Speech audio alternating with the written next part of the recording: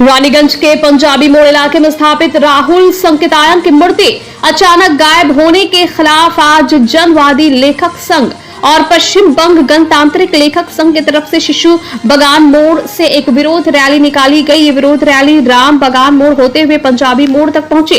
इस मौके पर रैली में शामिल लोगों ने हाथों में मार्क्सवादी कम्युनिस्ट पार्टी का झंडा थाम रखा था। इन्होंने पंजाबी मोड़ पहुंचकर धरना प्रदर्शन शुरू कर दिया। पंजाबी मोड़ इलाके में जहां पर राहुल संकेतायन की मूर्ति लगी थी, वहीं पर बैठकर ये सभी प्रदर्शन कर रहे थे। उस क्षेत्र में इन दिनों भाजपा के विधायक कार्यालय का निर्माण किया जा रहा है। वहां पर बड़ी संख्या में भाजपा कार्यकर्ता उपस्थित थे।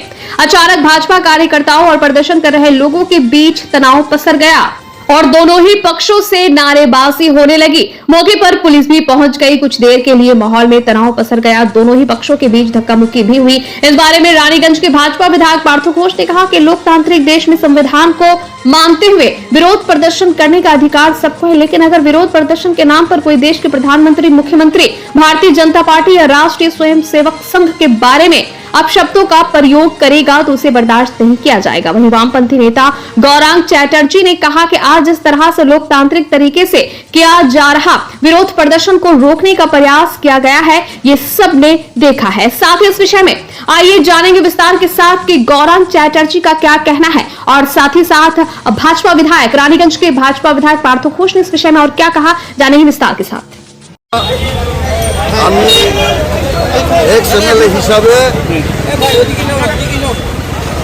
হিসাবে আমি জানিয়েছিলাম এফআইআর পরে পশ্চিমবাংলার ডিএম থেকে শুরু করে, পশ্চিম বর্ধমানের ডিএম থেকে শুরু করে রাজ্যের চিফ সেক্রেটারি শুরু করে সবাইকে যে মূর্তি চোখে রবিরন্দ্র ধরতে হবে, গ্রেফতার করতে হবে। যে বা যারা মূর্তি ভেঙেছে, এখানে এত সিসি ক্যামেরা, এত টিভি, কেউ জানে না যে কে রাত্রেবেলায় 9 ফুটের উঁচু রাহুল সংকেতায়নের মূর্তি আর 14 ফুটের বেদি একসাথে ভেঙে দিয়ে মিছিল চলে গেল, কেউ জানে না। পুলিশ কি মামলাবাজি করেছে নাকি? পুলিশ জানে না যে কারা ভেঙেছে? কেন পুলিশ ধরতে পারলো না এখনো পর্যন্ত? নাকি বিজেপি আরএসএসের চামচাবাজি করার জন্য পুলিশ এখানে আছে? এই পুলিশ এবং এই প্রশাসন তারা হচ্ছে দুর্নীতি করছে, বেআইনি করছে, বালি চুরি করছে, কয়লা চুরি করছে, লোহা চুরি করছে, সব করছে। এই যে শুভেন্দু অধিকারী যিনি মুখ্যমন্ত্রী হয়েছেন, তিনি হচ্ছে যে প্রশাসনের সাহায্যে 120টা সিট জেতার পরে ভোট লুট করে প্রধান মুখ্যমন্ত্রী হয়েছে। যখন 120টা সিট জেতে, তারপরে বিভিন্ন জায়গায় জোর করে ভোট লুট করে জিতেছে। এবং আপনারা দেখবেন এই ভোট লুটে যারা জোর করে মানুষের গণতান্ত্রিক অধিকারকে খর্ব করার চেষ্টা করছে। এবং আজকে যখন রাহুল সংকেতায়ন মহাপণ্ডিতের মূর্তি যখন ভেঙে দেওয়া হলো, এই যে হচ্ছে বান্দরের মতো কিছু লোক এখানে রয়েছে, তারা হচ্ছে এই সমস্ত কাণ্ডগুলো করেছে। তাদের বিরুদ্ধে আমাদের আন্দোলন চলবে। এই পুলিশগুলো যারা আছে তারা সব জানে কারা ভেঙেছে, কারা ভাঙেনি, কারা লুট করেছে, কারা লুট করেনি।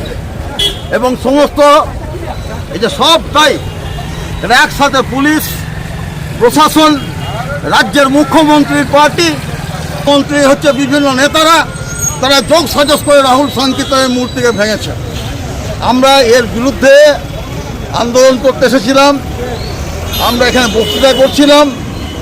তখন যিনি হচ্ছে মূর্তি ভাঙার কারিগর, যে হচ্ছে মূর্তি ভাঙার কারিগর বলে মনে করি আমি, সে হচ্ছে যে আমার মাইক বন্ধ করে দিল। কোন সাহসে বাইক বন্ধ করে? রাত্রেবেলায় যখন চুরি হয় তখন দেখতে পাই না, রাত্রেবেলায় যখন লুট হয় তখন দেখতে পাই না।